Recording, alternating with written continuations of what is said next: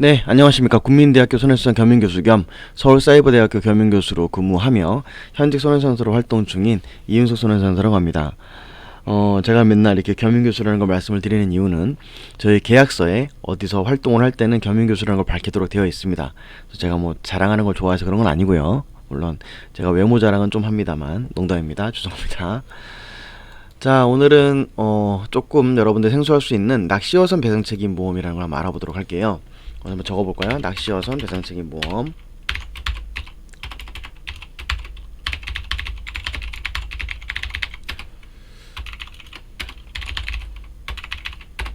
자, 낚시어선 배상책임 보험은요, 여러분들 낚싯배를 이용해서 낚시하러 가는 경우가 종종 있으시죠?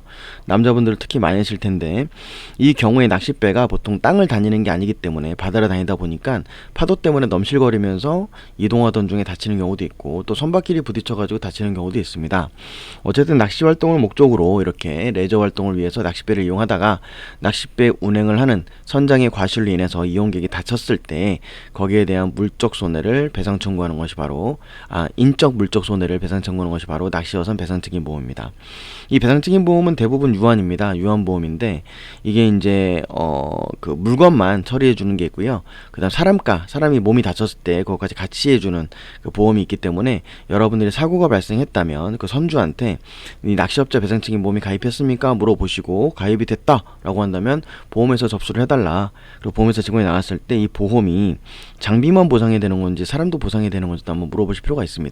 저거 꼭 알아보셔야 되고요. 낚시업자 배상책임 보험 같은 경우는 과실이 사실 좀 문제가 되는 경우가 많아요. 과실이 문제가 되는 경우가 많은데 이 부분에 대해서는 제가 사례를 통해서 같이 설명을 드리도록 하겠습니다. 자, 우선 저희가 처리했던 사례는요. 먼저 차트를 보시면 이렇게 나와 있습니다. 자, 지난 토요일, 뭐 당연히 저번 주 토요일은 아니고요.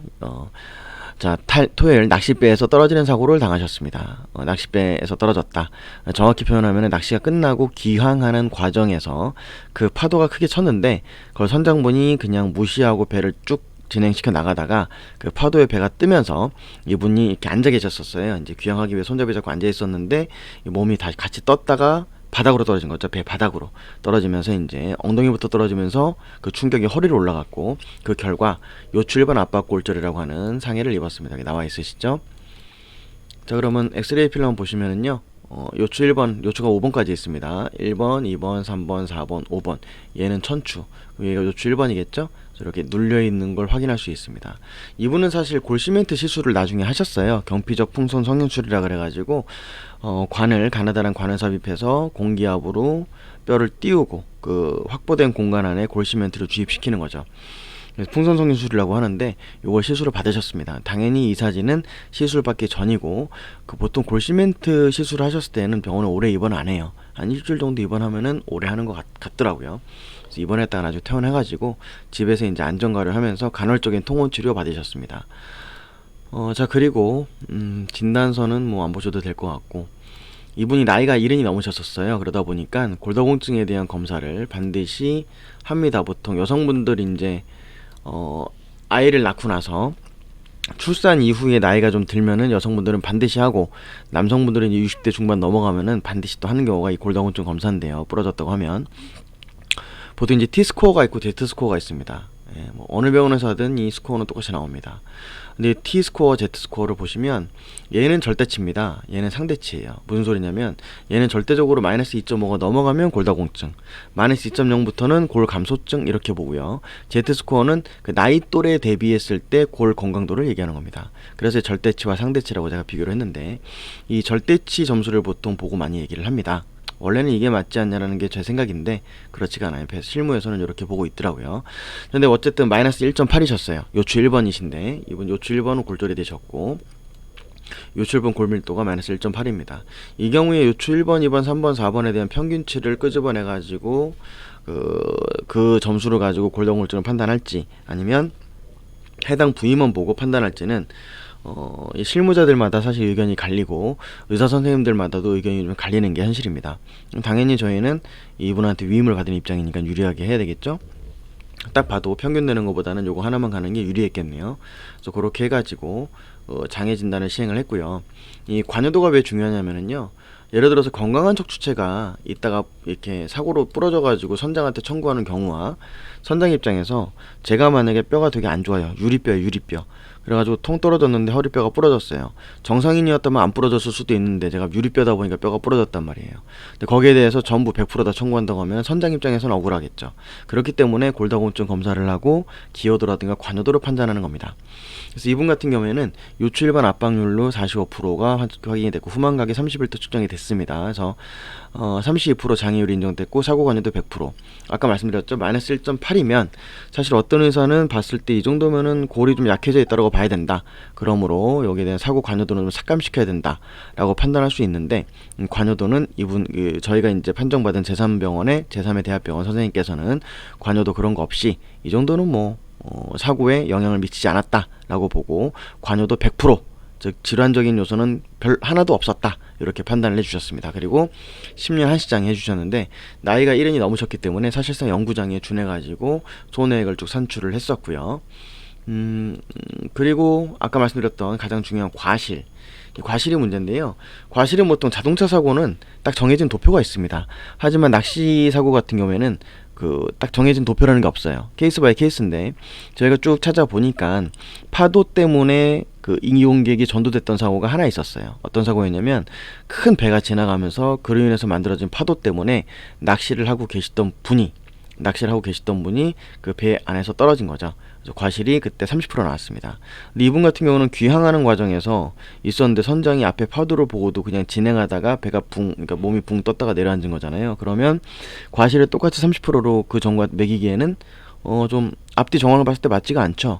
앞에 그 큰 배 때문에 너울거렸던 거는 큰 배가 가는 것도 보였고 파도가 오는 것도 보였으며 이용객 분께서는 당연히 낚시를 이용하기 위해서 자리에 안정적인 자세로 앉아있지 않은 상태였고 이분 같은 경우에는 이제 귀향하는 과정이었으니까 배가 달리고 있었고 낚시를 하고 있었던 것도 아니었으며 귀향하는 과정에서 모든 안전장구를 착용한 자세에서 손잡이를 잡고 의자에 앉아 계셨음에도 불구하고 몸이 튕겼단 말이죠. 그래서 저희는 과실은 없거나 이 배를 이용한다는 위험도를 감안한다 하더라도 최소 20%다. 최대 20%다. 최대 20%다 이렇게 주장을 했고요. 보험사는 30% 주장했었습니다. 결론적으로 과실은 20%로 갔습니다. 20%로 갔고 다만 위자료에서는 이제 한시장에 나왔으니까 한시장에 따른 위자료 감안을 해주자 라고 주장을 했고 그 부분은 판례에서도 한시장이니까 위자료에 있어서는 영구장애에 비해서 조금 삭감해서 하는 경향이 더 많습니다. 그래서 그런 부분들은 판례에 비추어서 하되 최소한의 삭감도만 적용하는 걸로 하고요. 장애율 같은 경우에는 당연히 뭐 보험사에서는 뭐 수술 안 했다는 이유로 한시 2년 3년 얘기했지만 장애율은 거의 뭐 4분의 3 정도 준용을 했습니다. 준용해가지고 이분이 또 소득 활동을 하시는 분이셨어요. 1이 넘으셨음에도 불구하고 개인사업으로 제조업을 하시면서 종합소득세라든가 매출을 확인해보고 거기서 경비를 모두 제한 소득금액 증명원을 매출 연 소득금액 증명원을 확보한 다음에 그 연소득금액에 대해서 12개월 나눠보니 대략 한 달에 한 600 정도 나오셨어요. 꽤 많이 나오신 편이었죠. 나이에 비해서. 그래서 그 소득에 맞춰가지고 보통 가동연한이 끝났다 하더라도 65세가 넘어갔다 하더라도 뭐 실제로 소득 활동을 하고 있었다면은 약간 2년에서 3년 정도는 그래도 그 일시 수익을 인정해야 된다는 판례가 있습니다. 그래서 그 판례에 준용해가지고 주장을 했고 그 부분은 당연히 보험회사가 인정을 해줬어야 되겠죠. 그래서 그렇게 해가지고 처리가 됐던 그런 사례였습니다. 자, 이제 낚시를 좀 많이 하세요. 요즘에 저도 최근에 많이 갔다 왔지만 뭐 잘하는 건 아니지만 그냥 재미삼아 갔다 왔습니다. 근데 보고 있으니 제가 이렇게 갔다 와 보니까요. 물론 저는 좌대 낚시 들어갔죠. 저는 낚싯배를 이용하지 않았고요. 네, 낚싯배를 이용해도 재미는 있을 거예요. 하지만 그에 따른 위험도도 생기죠. 그에 따른 위험이 생긴다는 것은 사고를 의미하는 것이고 사고가 발생하면 비용이 발생합니다. 그 비용을 남이 줘야 되는 위치에 있든 아니면 순전히 내 잘못이어서 내 비용으로 보상을 받아야 되든 어쨌든 비용으로 인한 보험 처리를 하게 된다는 것은 주식회사 상대로는 것입니다. 그럼 여러분들이 돈을 냈던 고객이든 아니면은 가해자가 고객이든 보험회사는 돈 내는 사람 입장은 생각하지 않고 피해자인 돈을 줘야 되는 사람 입장은 더더욱 생각하지 않습니다. 보험회사에서 신경 쓰는 사람은 오로지 주식회사이기 때문에 주주를 신경 씁니다. 안 줘도 될 돈을 막 퍼줘가지고 배임으로 경영진이 걸리진 않을지 이런 것들을 걱정하기 때문에 여러분들이 내가 돈을 냈으니까 알아서 잘해주겠지, 내가 피해자니까 알아서 잘해주겠지 말하는 거 보니까 사람 착해 보이는데 이런 거는 여러분들 전혀 근거가 없는 아니란 생각이시기 때문에 항상 전문가를 옆에 두시고 조언을 받아가면서 일을 진행하시는 것이 좋다라는 것이 제가 드리고 싶은 말씀이고요. 궁금한 점은 이제 포털 검색에서 손해상사 이윤석을 검색하시든가 아니면 이렇게 대표번호 이용해가지고 전화를 주셔도 되고요. 손해상사 이윤석 검색하시면 블로그도 뜨고 또 유튜브에서도 보시면은 이제 보상마스터라고 검색하면 있습니다. 보상마스터는 제가 옛날부터 썼던 2012년, 13년부터 썼던 닉네임이었는데 잠깐 블로그 한 1년 쉬는 사이에 보니까 뭐 보상마스터를 이용 비슷한 이름들이 많이 생겼더라고요. 어쨌든 그 비슷한 이름은 저 아닙니다. 그러니까 착각하지 마시고요. 자, 그럼 오늘도 뭐 이렇게 유익한 정보가 됐는지 모르겠는데요. 편안한 밤 되시고 내일도 좋은 하루 되십시오. 감사합니다.